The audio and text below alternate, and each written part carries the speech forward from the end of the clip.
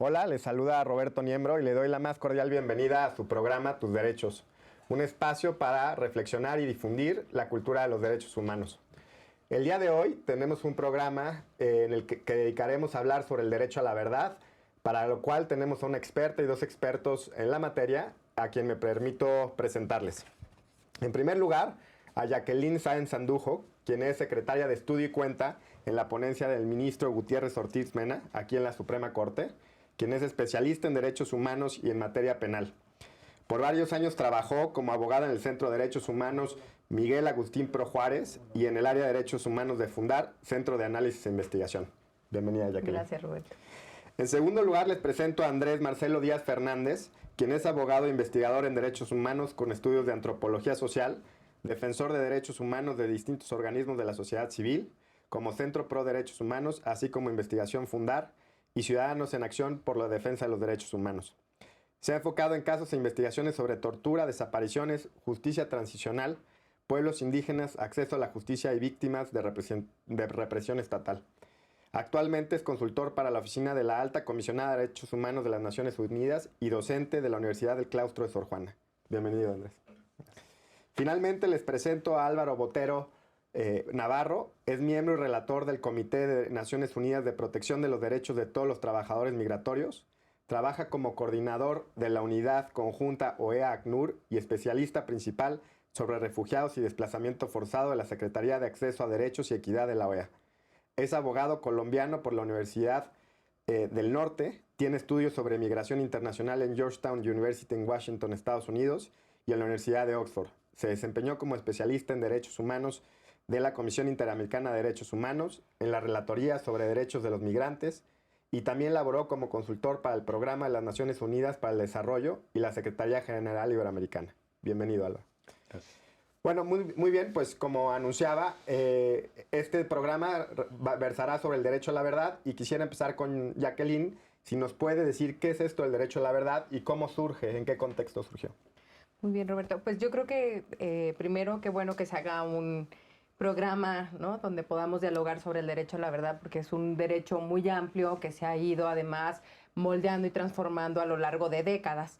Inicialmente empezó en las convenciones internacionales, sobre todo en materia de derecho internacional humanitario y conflicto armado internacional, señalando que existía ese derecho a conocer la verdad, ¿no? A lo largo de eso ha habido una serie de pronunciamientos y que se ha ido engarzando y desarrollando este derecho, y es el derecho en realidad que ha surgido más desde las demandas de las personas, de los familiares de personas desaparecidas, específicamente desaparición forzada, de conocer el paradero de sus familiares, la suerte que tuvieron, y que además no implica solo una vía jurisdiccional o judicial de saber la verdad, sino el esclarecimiento de los hechos en general y saber también quiénes fueron los perpetradores, ¿no? Y a partir de esto, por supuesto, que nacen muchos debates sobre cómo se compone, y yo pensaría que se compone particularmente de la vía judicial en el esclarecimiento de los hechos, pero también en el acceso a la información y en un aspecto también muy importante de la conservación de archivos y de la memoria, ¿no?, para tener un marco general sobre este derecho. Muy bien. ¿Hay alguna relación, Andrés, entre el derecho a la verdad y violaciones graves de derechos humanos? ¿Por qué normalmente se hace una referencia a una relación entre estos dos temas? Y si nos puede explicar qué consistiría una violación grave de derechos humanos. Sí, totalmente existe esta relación, como también lo apuntó Jacqueline hace un momento. Justo este derecho nace de la búsqueda de las personas desaparecidas y de todo tipo de información. Hay que recordar que una parte de esto que se concibe como desaparición de personas, una desaparición forzada, tiene también el ocultamiento de la víctima o el ocultamiento también de toda información de su paradero. Entonces, ocultar es también quitar todo tipo de información accesible para las víctimas, para los familiares y para la sociedad en general. Eso, digamos, podría ser el primer momento en el que se empieza a desarrollar un poquito más el derecho a la verdad. Esto de las violaciones graves de derechos humanos ha sido también debatido ampliamente. Incluso la Suprema Corte acá tiene algunos criterios. Entiendo que no son tan cerrados, no sé, ahorita podemos comentar. Pero sí tenían, digamos, algunos elementos, como la multiplicidad de personas que hayan tenido una afectación o la multiplicidad de derechos violados en un mismo acto, la intervención del Estado también en un mismo acto y obviamente que sean derechos que también estén vinculados obviamente con cuestiones de vida, de acceso a otros derechos, de libertad. Es siempre complicado, como quiera decir, este derecho violado es más grave, esta violación es más grave que otra, ¿no? Pero sí hay una relación total entre esta gravedad y el derecho a la verdad. Creo que podremos ahondar un poquito más después, pero sí es muy importante porque los criterios ahí se van a ir diferenciando, ¿no? Sí.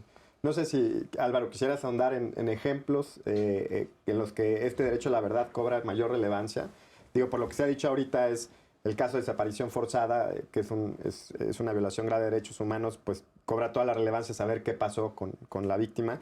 Pero no sé si pudieras ahondar un poco más y decirnos algún caso que sea relevante para ti. Sí, yo creo que en línea con lo que ya mencionaba Jacqueline y Andrés, como que un primer origen y sobre todo a nivel regional tiene que ver mucho con el contexto de las desapariciones forzadas, en particular las desapariciones forzadas a escala masiva o sistemática que se dieron durante la década de los 70 con todo el contexto de dictaduras que había tanto en el Cono Sur como en Centroamérica y los países que se encontraban durante regímenes dictatoriales o gobiernos de facto. Pero en línea con, o sea, si bien desapariciones forzadas fue como la entrada para empezar a analizar este concepto de cuando estamos hablando de graves y sistemáticas violaciones a derechos humanos, los patrones de violaciones a derechos humanos que se dieron en aquel momento también iban acompañadas de otro tipo de prácticas de naturaleza generalizada y sistemática, como las ejecuciones extrajudiciales, como hechos de tortura de diferente tipo contra opositores gubernamentales en el Cono Sur o contra comunidades campesinas en Centroamérica, desplazamientos a gran escala, tanto a nivel interno como a nivel internacional. Entonces, yo creo que esos son como algunos de los principales casos en donde tanto el sistema universal como el sistema interamericano han definido que estamos hablando de casos de violaciones graves y sistemáticas en materia de derechos humanos. O sea, creo que ha habido como si bien no existe un concepto definido dentro de los instrumentos internacionales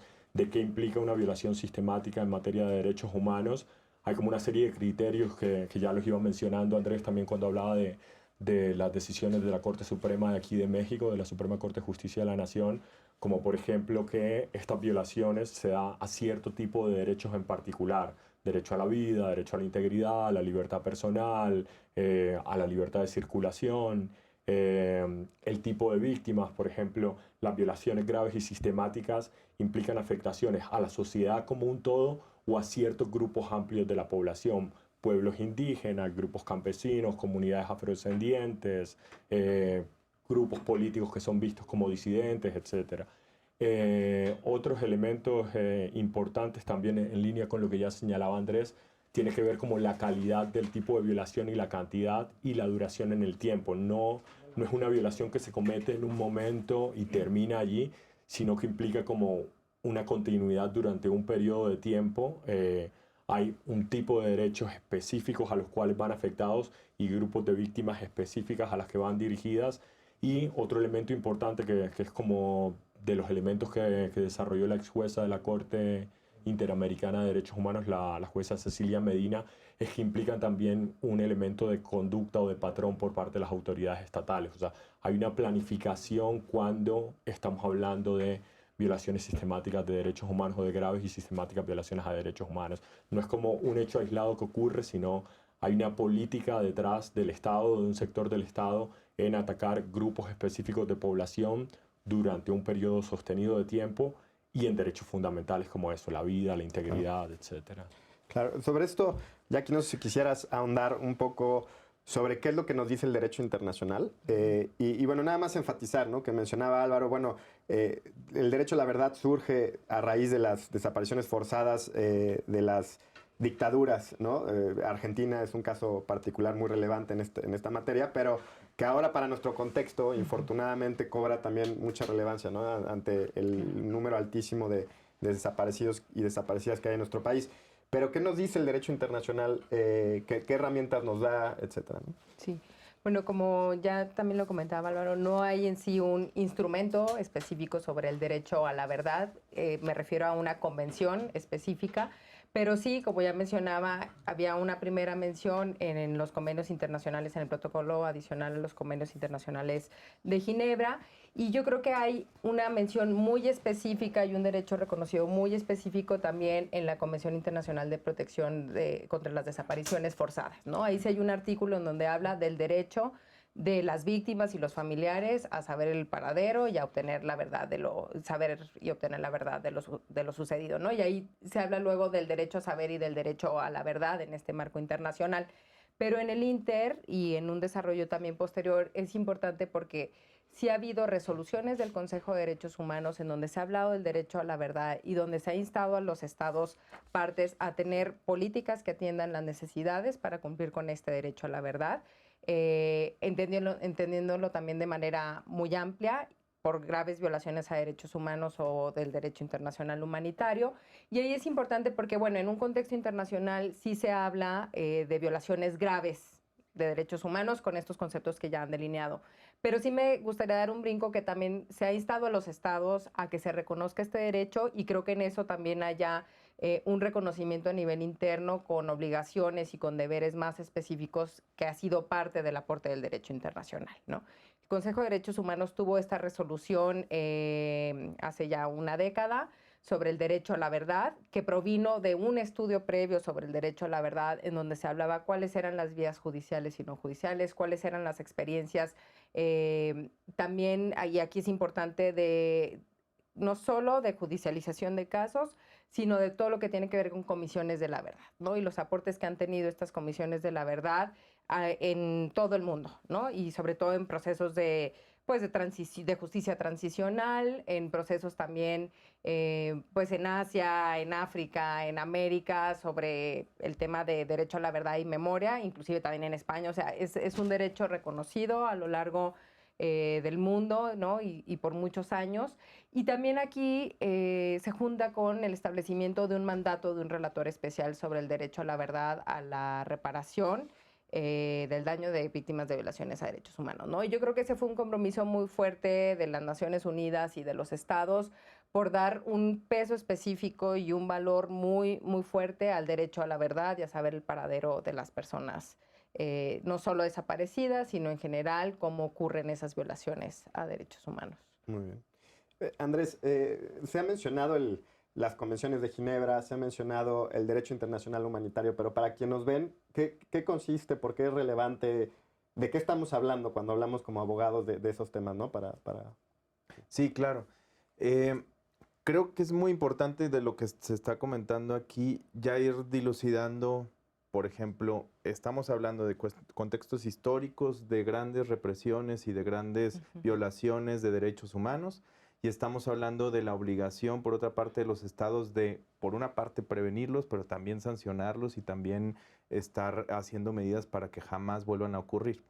Entonces, esa relación entre lo que sucede en la realidad, con los principios, con los lineamientos, con las normas que se pueden adoptar dentro de un país o también a nivel internacional, en las convenciones que mencionas, en los diferentes instrumentos, tratados, leyes que existen, es importante que se dé esa relación.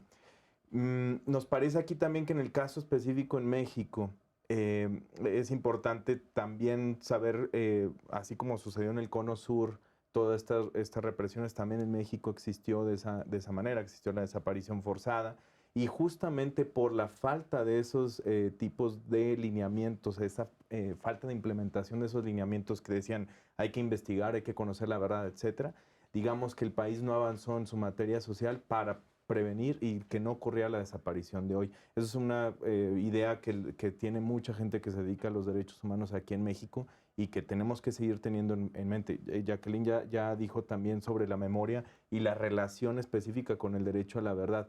Creo que es un tema también muy importante abordar porque justo es la memoria basada en la verdad y que luego también es interesante saber quién dice que es verdad, la verdad histórica, la verdad jurídica, la verdad social, la verdad, etcétera, la verdad de las víctimas, pero sí ponerse también como de acuerdo y poner a la mano de la sociedad y las víctimas la información. por ello mismo los principios y los lineamientos y las normas consideran que la verdad es un derecho humano. Así es. Álvaro, quisieras ahondar, antes de irnos al corte, un poco sobre esta relación entre memoria y derecho a la verdad. ¿Por qué es tan relevante para un país, sobre todo en contextos de transición, ¿no?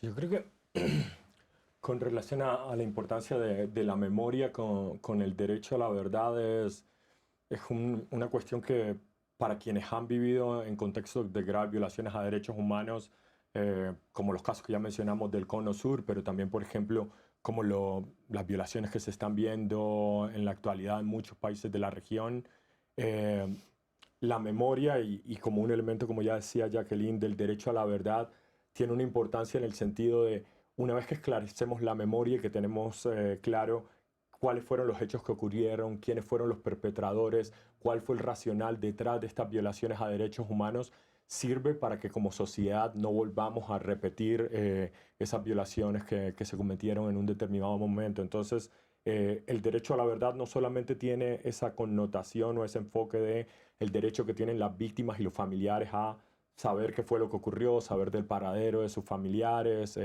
saber las circunstancias por las cuales una determinada persona fue asesinada o torturada, sino también tiene una connotación mucho más amplia para la sociedad. O sea, ¿por qué en un determinado momento un actor estatal, un gobierno, ordenó una política para exterminar un determinado grupo social? ¿O por qué, incluso como lo estamos viendo ahora, que creo que es como uno de los desafíos a los que nos lleva toda esta discusión en materia, ya sea de justicia transicional o de otros derechos como el derecho a la verdad, el derecho a la justicia, la reparación integral, porque es necesario conocer lo que está pasando a la luz de nuevos actores que están generando violaciones a derechos humanos?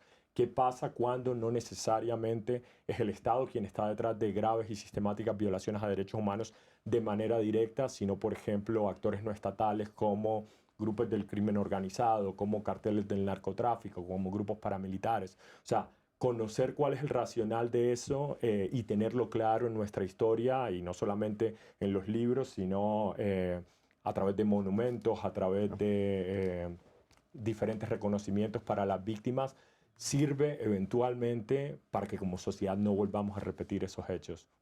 Esa es la idea al menos.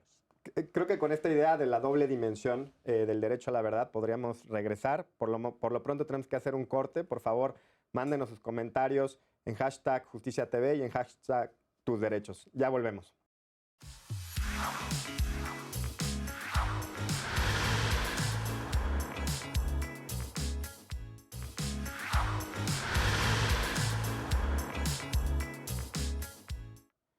Ya estamos de vuelta en su programa Tus Derechos. Les recuerdo que estamos platicando sobre el derecho humano a la verdad, para la cual tenemos a una experta y dos expertos en la materia.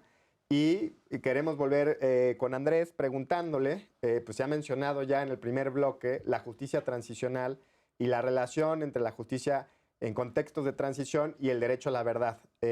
No sé si nos pudieras ahondar un poco en este tema, cuál es la relación y qué es la justicia transicional. Claro, ahorita el término de justicia transicional, no solo en México, sino en muchas partes del planeta, está siendo utilizado y cuestionado a la vez, ¿no? Y eso es bueno por el avance de lo que representa. Digamos que contiene 4 pilares que siempre se le han dado, ¿no? Pero que son pilares que, si uno lo piensa bien, no deben de ser de las transiciones únicamente. La justicia transicional, ese término atiende a que pasas de un régimen no democrático a uno democrático. Ya los contextos serán distintos, la forma en la que se aplica es distinto. Y esos pilares son verdad, justamente, reparación, justicia y medidas de no repetición. Son elementos, insisto, que no deben de estar únicamente en una justicia de transición, sino de por sí aplicados en todo tiempo, y creo que eso es algo que también se debe de quedar siempre en los países. Es decir, que cuando exista un periodo, una etapa de transición, de decir, vamos a poner fin a este gran periodo de represiones masivas que había, digamos, de violencia de Estado o terrorismo de Estado, como también en algunas ocasiones se ha podido denominar, o de situaciones de violencia muy generalizada, pues entonces tenemos que empezar con ello. Ahora, la forma en la que se aplica es muy distinta. Hablando justamente del derecho a la verdad, Jacqueline también ya lo comentó, las comisiones de la verdad han tenido un papel, un rol fundamental en muchos países. así lo hemos visto en Sudáfrica, pero sobre todo en nuestra región, Argentina, Guatemala, Uruguay, Colombia misma, etcétera. En México también ha habido algunas experiencias. ¿En qué consisten Sí. estas comisiones de la verdad? O sea, Sí, las comisiones de la verdad son organismos que son temporales, donde pertenecen personas que, digamos, tienen una cierta legitimidad por parte de la sociedad y del Estado, y que van a investigar sobre todo patrones específicos de violencia. Es decir, no van a investigar como un juez o como un ministerio público, no van a procurar ni administrar justicia, sino van a decir, bueno, ha sucedido todo esto, ha sucedido, digamos, todas estas desapariciones en el país, en Chihuahua, en Sinaloa, etcétera. Las comisiones pueden ser variadas, puede ser un órgano central que esté, por ejemplo, en la Ciudad de México, o que estén varias distribuidas en el país, que entiendo, por ejemplo, en Colombia es algo así la experiencia. Pero sobre todo producen un informe, se basan en una etapa. Aquí en México se ha sugerido que sean 2 etapas, la del 65 en adelante, que es de todo lo que le llamamos la guerra sucia, y la del 2006 en adelante, que es lo de la guerra contra el narco. Pero bueno, también se pueden hacer como algunas comisiones específicas. Actualmente tenemos pues una resolución de un tribunal colegiado de circuito en Tamaulipas que ordena la creación de una comisión de la verdad. Hay una comisión de la verdad presidencial también para un caso específico, que es el caso de Ayotzinapa. Y ha habido, por ejemplo, comisión de la verdad en el estado de Oaxaca, en Guerrero. Hubo una incipiente en Michoacán.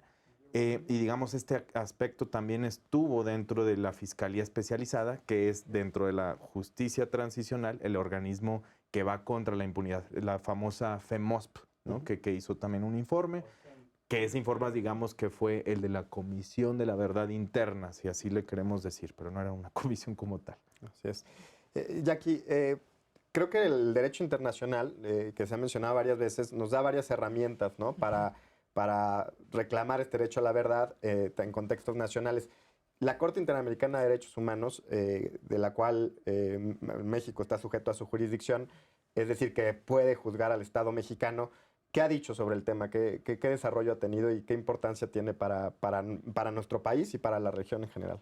Sí, pues es muy importante enmarcar el sistema interamericano, hablando de comisión y de corte, esto porque ya mencionamos un poco que la Comisión Interamericana empezó, tenía una jurisdicción más amplia, digamos, para conocer de ciertos temas, previo a que entrara la jurisdicción contenciosa de la Corte Interamericana, es decir, previo a que la Corte Interamericana pudiera juzgar a estados en concreto y, por ejemplo, en el caso de México entró hasta 1998 esa jurisdicción, ¿no? Entonces, el desarrollo viene desde la Comisión Interamericana, cuando tenía que hacer visitas y producir informes sobre violaciones a derechos humanos, estas visitas in loco, ya lo mencionábamos, en Chile fue muy importante, en los procesos también como Argentina, ¿no?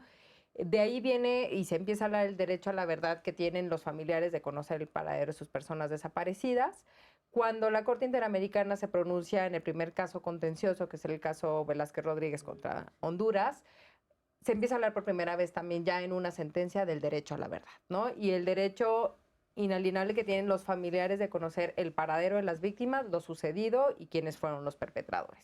Y de ahí viene todo un reconocimiento y un desarrollo de este derecho que se ha ido moldeando tanto en las sentencias, en el sistema interamericano, en la Corte Interamericana, pero también en informes específicos en la Comisión Interamericana, ¿no? Y ahí sí quisiera hacer una mención muy particular a un informe sobre el derecho a la verdad que produjo la Comisión Interamericana y que ahí, por supuesto, que recoge estándares tanto de la Comisión como de la Corte Interamericana. Pero además, más importante aún, recoge las experiencias que han tenido la región, tanto en procesos judiciales como no judiciales o comisiones de la verdad, e inclusive otras formas de producir y de preservar esta verdad, ¿no?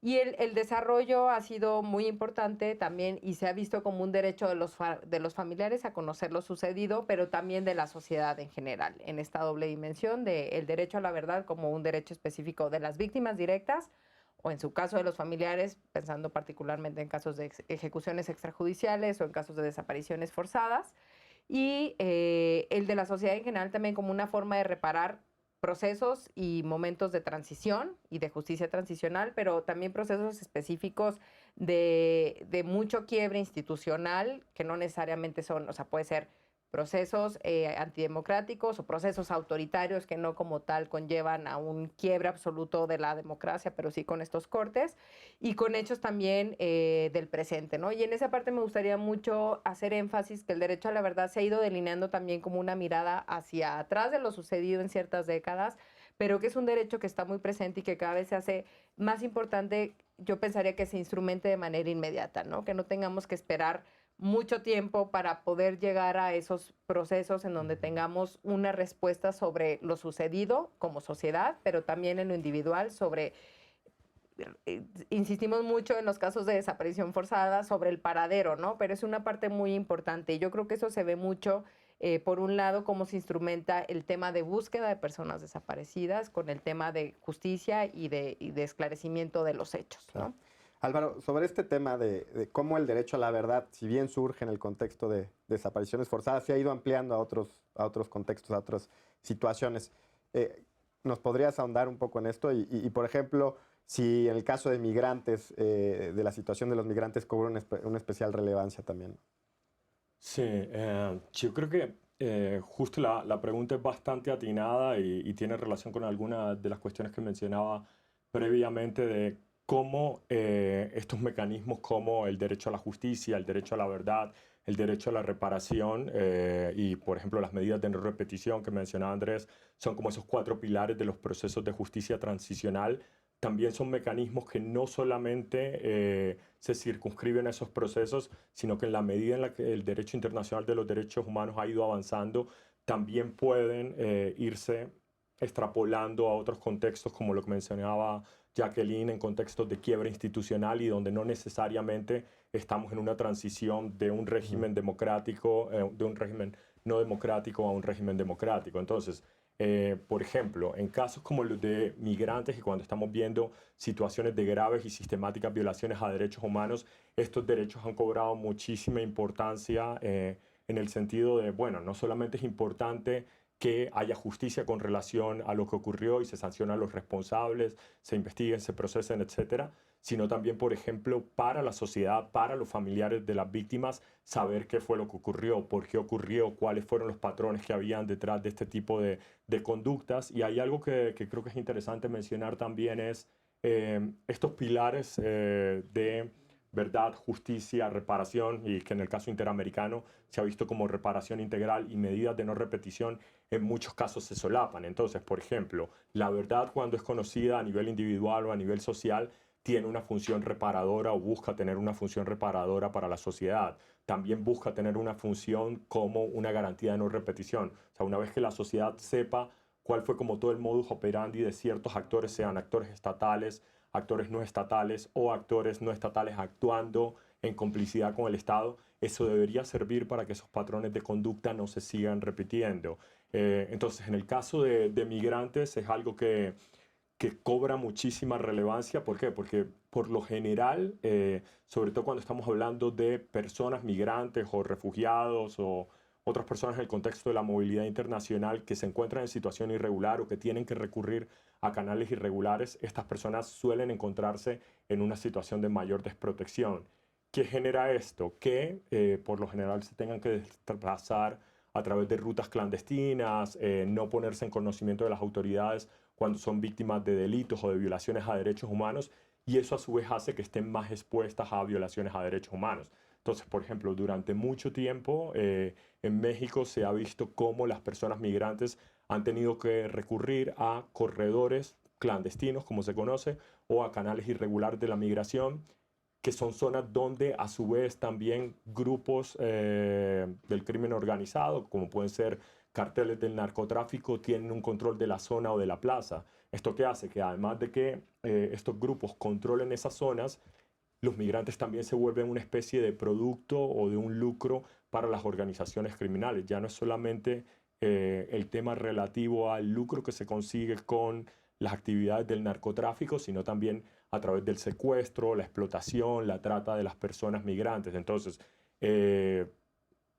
contextos como el del corredor migratorio entre Centroamérica y los Estados Unidos, pero múltiples corredores migratorios también dentro de África o de Libia en el Mediterráneo hacia Europa o diferentes partes del mundo, se ve cómo las organizaciones criminales aprovechan para desarrollar violaciones masivas y sistemáticas contra los migrantes. Trata de personas a gran escala con fines de explotación sexual y laboral, tortura, desapariciones forzadas, y allí es cuando derechos como el derecho a la verdad, el derecho a la justicia, la reparación integral cobran un valor fundamental en tratar de revertir un poco esto, pero a día de hoy, si bien todavía enfrentamos grandes desafíos en materia de justicia, verdad, reparación integral para lo que son las violaciones de personas nacionales, el desafío es muchísimo mayor en lo que tiene que ver con personas migrantes. Claro.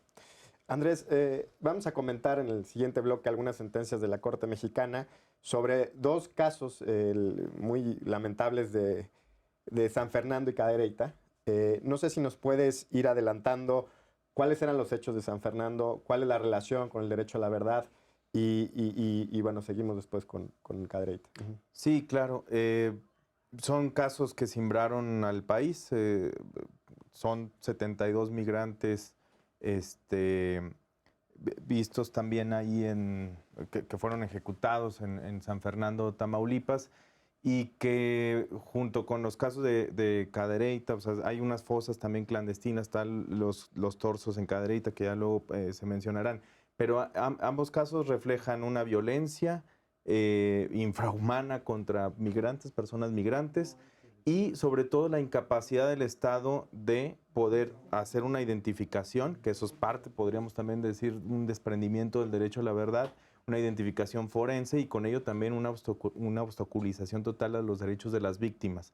Es importante y es interesante estos casos, como también fueron planteados, puesto que si estamos diciendo que en las desapariciones forzadas falta el esclarecimiento de los hechos por el ocultamiento y aquí tenemos personas que posiblemente fueron desaparecidas y que se están buscando en otra parte, ¿cómo podemos hacer la conexión entre los cuerpos de las personas que fueron acribilladas, que fueron desaparecidas, que fueron enterradas en estas fosas, encontradas, con la demanda de justicia de las víctimas tanto a nivel nacional como sobre todo a nivel Centroamérica, que es de donde provino la mayoría?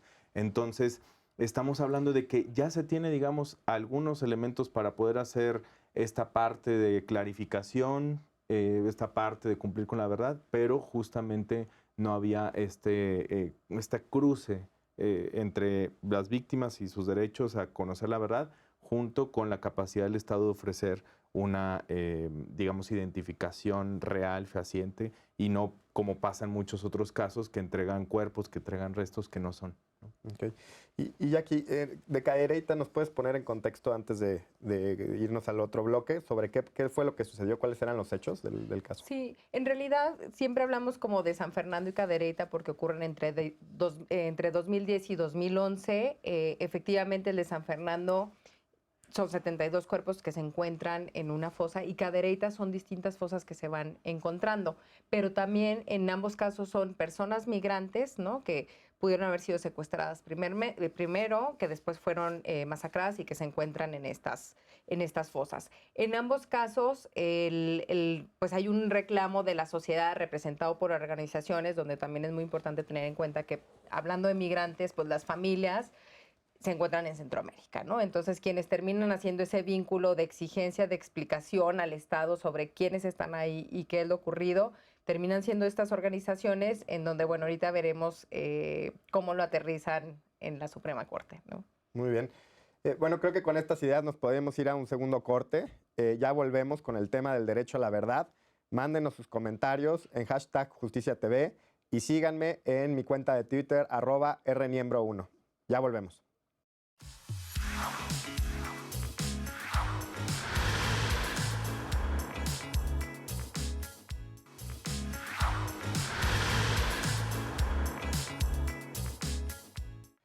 Ya estamos de regreso en su programa Tus Derechos. Les recuerdo que estamos platicando sobre el derecho humano a la verdad histórica sobre hechos acontecidos en el pasado, normalmente relacionados con violaciones graves de derechos humanos, y para lo cual contamos con una experta y dos expertos en la materia. En el último bloque comentamos sobre las dos dimensiones que tiene este derecho a la verdad. Por un lado, el derecho de las víctimas o de sus familiares para saber qué fue lo que sucedió.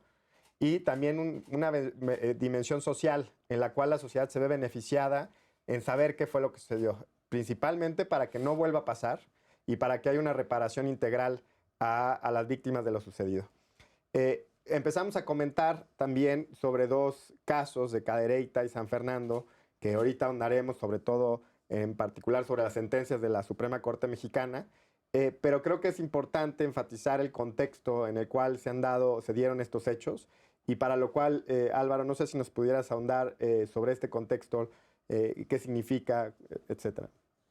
Sí, un poco lo que estaba sucediendo en México justo en el periodo que mencionaba Jacqueline, de 2010 a 2012, pero que incluso también está muy relacionado con lo que mencionaba Andrés previamente de todo ese auge de violencia que se generó a partir de la llamada guerra contra el narcotráfico, es que al norte del país, el que pasó a denominarse como el Cartel de los Zetas, se escindió o se separó de lo que era conocido como el Cartel del Golfo. Y esto hizo, obviamente, por la cercanía con los Estados Unidos, que hubiese como toda una lucha por ver quién establecía el control territorial o las plazas para pues tener el manejo de las rutas del tráfico de drogas hacia los Estados Unidos. A su vez, como mencioné anteriormente, pues sucede que cuando las personas migrantes o refugiados, solicitantes de asilo, no tienen acceso a canales regulares, pues lo que buscan es moverse a través de canales clandestinos o irregulares, y estos canales en muchos casos coinciden con las zonas o las plazas que son controladas por el crimen organizado. Entonces lo que se vio con el control que tenía el cartel de los Zetas en el norte del país es que en particular yo diría que para el año 2009, a partir del trabajo de organizaciones de la sociedad civil y en gran medida también de un par de informes que sacó la Comisión Nacional de los Derechos Humanos, la CNDH, un primer informe en 2009 y un segundo informe en 2011, se empezó a revelar la grave dimensión que tenía la problemática del secuestro masivo de personas migrantes, pero digo migrantes en un sentido general, también abarcando muchas personas con necesidad de protección como solicitantes de asilo y refugiados. El primero de estos informes, si mal no estoy, que fue el de 2009, determinaba que en un lapso de 6 meses que se midieron en ese tiempo, se lograron documentar más de 9.000 secuestros de personas migrantes a lo largo de México y principalmente en estos estados que funcionan como corredores migratorios o en los estados de frontera con los Estados Unidos. El segundo informe de 2011 ya aumentaba también para un periodo de 6 meses la cifra de personas migrantes secuestradas a 11.333 personas migrantes. Las estimaciones que se hacían para aquel momento, creo que para la cifra de 2009, estimaba que esta cantidad de secuestros podía reportarle a grupos del crimen organizado, como por ejemplo los Zetas, cerca de 50 millones de dólares. Es decir, un negocio altamente rentable en zonas que por el control de estos grupos delictivos era muy fácil para ellos actuar y accionar y generar secuestros masivos. Entonces, yendo un poco a lo de los 3 casos paradigmáticos y que son quizás de los capítulos más trágicos de la historia reciente de México y que en algunos casos no han recibido la atención que otros de los tristes casos que ha habido en el país han tenido. El primero de estos casos fue el caso que mencionó Jacqueline, el de la masacre de San Fernando, Tamaulipas, o la masacre de San Fernando, Tamaulipas 1, que ocurrió en la noche entre el 21 de agosto y el 22 de agosto, cuando un grupo de migrantes que se trasladaban en autobuses fue secuestrado por miembros del grupo de los Zetas.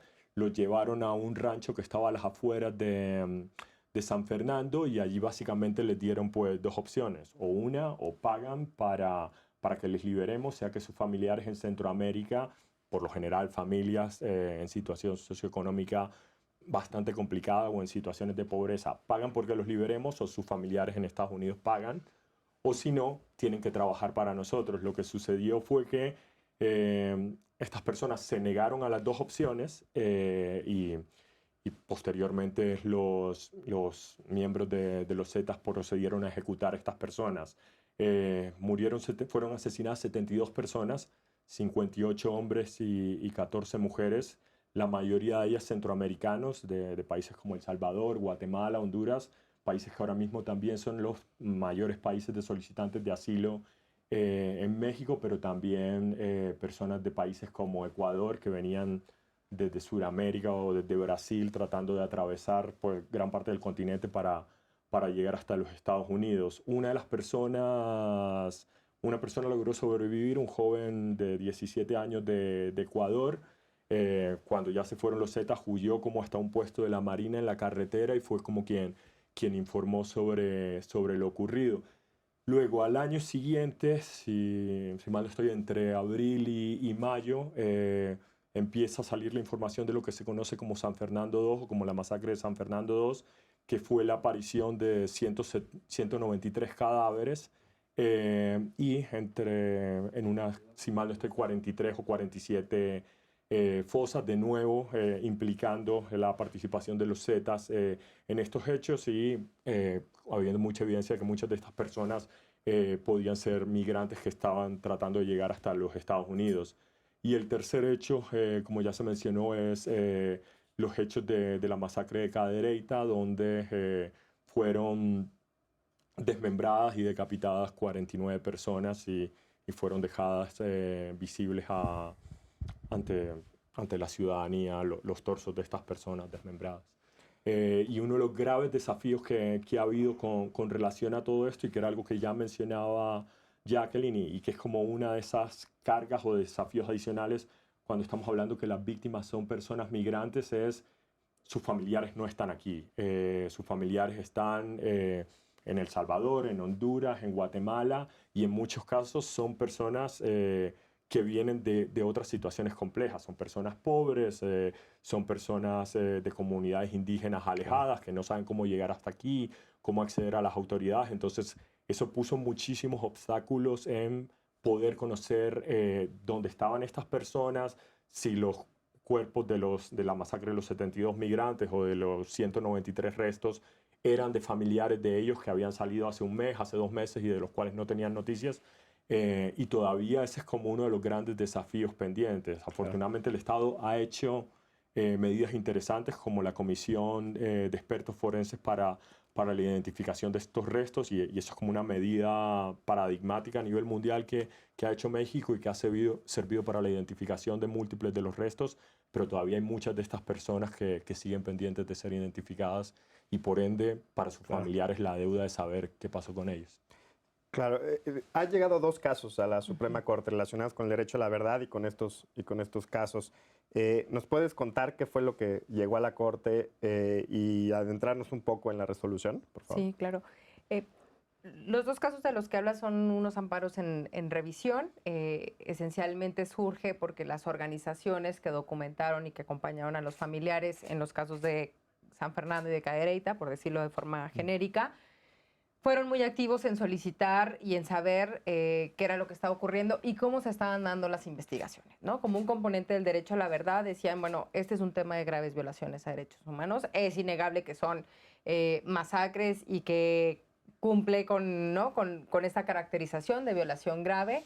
Y como organizaciones que nos dedicamos a la defensa de los migrantes, a la defensa de los derechos humanos y que además tenemos la representación de ciertas mamás que han estado en la búsqueda de sus familiares, queremos pedirle las investigaciones, ¿no? Entonces le pide estas organizaciones, Artículo 19 y la Fundación para la Justicia, solicitan a la Procuraduría General de la República, ahora Fiscalía, que abran las investigaciones. Y lo hacen a través de lo que aquí, como está conformado el derecho a la información, a través de una solicitud vía acceso a la información.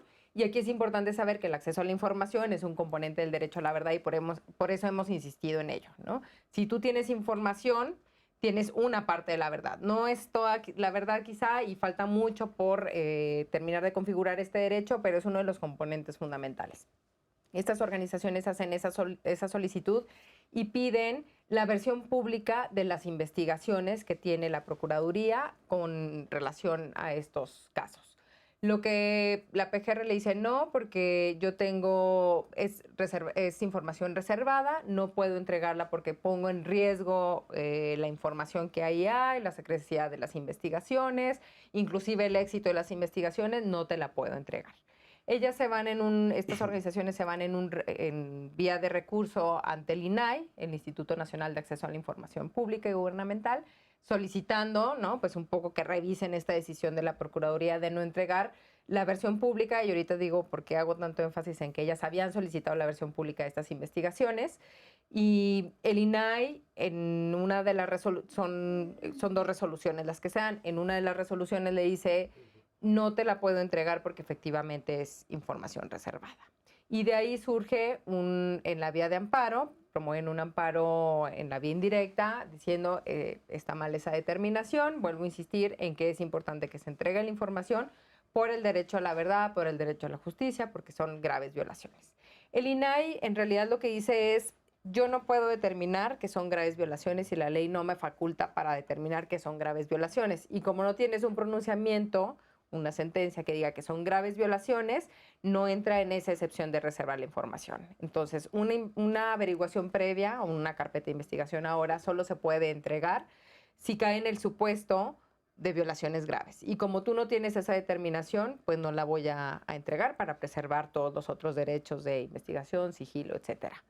En este caso, el juez de distrito niega nuevamente la información y se van en la vía de revisión y es como llega el asunto a la corte, piden atracción y se ve en el tribunal pleno, ¿no? Es importante porque esta decisión sale por unanimidad.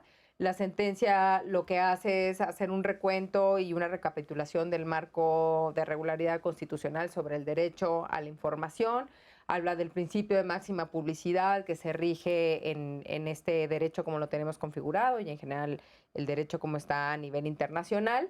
Y también retoma una determinación que había tenido la primera sala, en donde ya se había pronunciado sobre estas reservas de las investigaciones, ¿no? Cuándo podía reservar y cuándo no.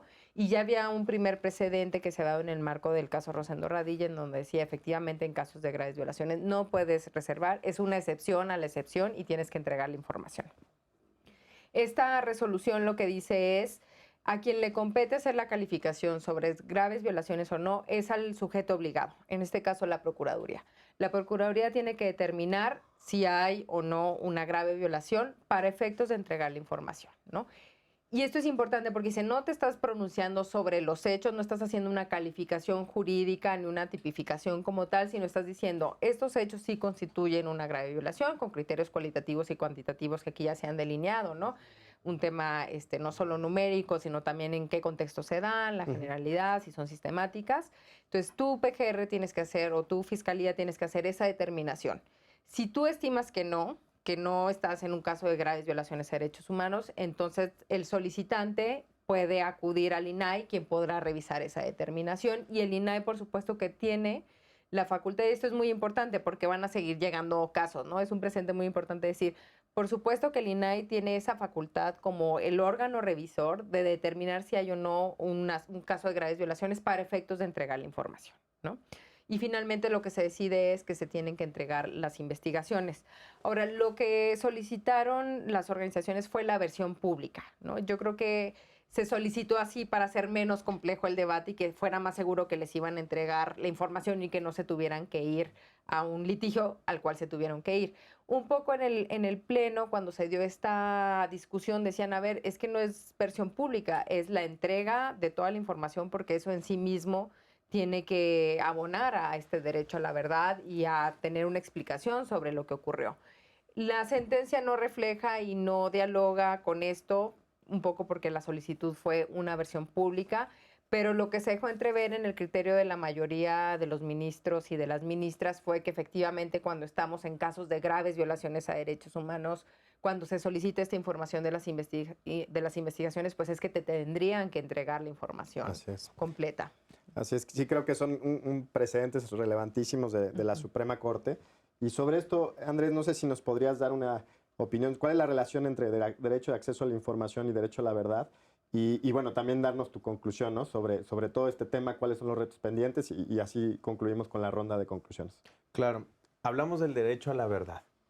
pero estamos también viendo la conexión, porque como derecho humano es interdependiente, se interrelaciona con los demás derechos. Entonces también estuvimos hablando aquí del derecho al acceso a la justicia que tienen los familiares, las víctimas de violaciones de derechos humanos, y también este derecho a la información, que está también en el derecho a la verdad, que está también en el derecho a la libertad de expresión. Entonces son, digamos, ahí varios derechos que están coexistiendo y que están siendo presentados en un mismo caso. Con el derecho a la información se podría cumplir esta doble dimensión de la que también señalabas antes, de el elemento de cumplirle también a la sociedad, eh, dándole información sobre violaciones graves de derechos humanos. Está esta cuestión de que cuando son situaciones de investigación penal, las procuradurías, las fiscalías no quieren dar a conocer información porque dicen pues que hay una investigación que puede estar en riesgo, que puede estar en riesgo también la vida de las personas. Pero cuando estamos hablando de violaciones a los derechos humanos, cuando estamos hablando también de estas violaciones graves a los derechos humanos, estamos hablando también de que la afectación no solamente en una esfera individual.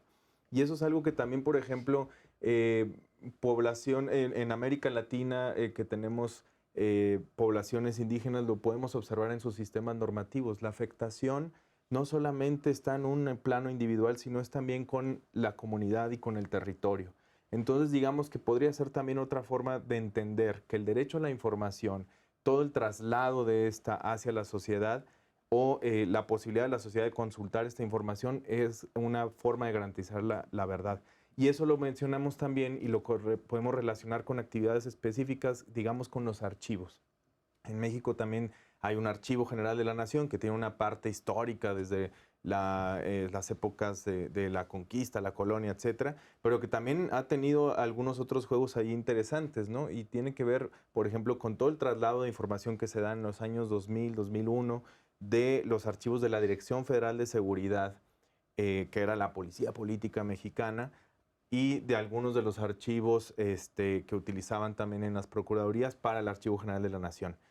No ha sido lo mismo con los archivos militares. Este año 2019 se firma un decreto presidencial donde se dice que todos estos archivos van a ir a resguardo del Archivo General de la Nación, pero aún así las consultas, la forma en la que se va a hacer efectiva bien este derecho va a ser algo complicado, ¿no? Entonces, se entiende que dentro del derecho a la verdad también es la disposición y el acceso que tiene la sociedad mexicana y la sociedad en general de consultar este tipo de archivos como parte de su elemento de la verdad.